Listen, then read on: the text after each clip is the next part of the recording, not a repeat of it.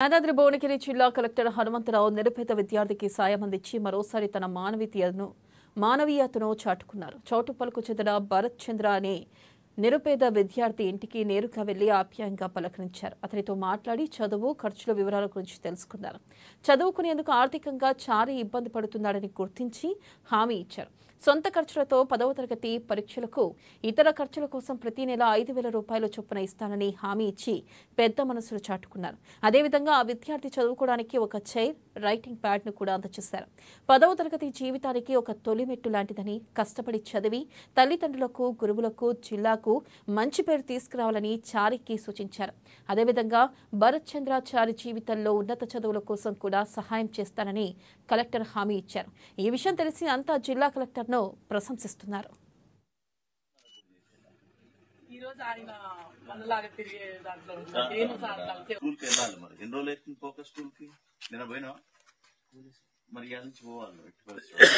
Regular పోతే pass అవుతాయి. ఈ ఫార్ములాస్ ఉంటాయి కదా, ఇవన్నీ బై హార్ట్ చేయాలి. పొద్దున్నే లేచి 5ంటికి లేపింటారు కదా, లేపినప్పుడు ఇవన్నీ కూడా బై హార్ట్ చేస్తే నీకు కొన్ని మార్కులన్నీ వస్తాయి. నువ్వు ఆ ఫార్ములా రాసినా కానీ మార్కులు వస్తాయి. అర్థమైందా? కూర్చున్నా నిద్ర మత్తులు ఉంది. కూర్చో కూర్చో.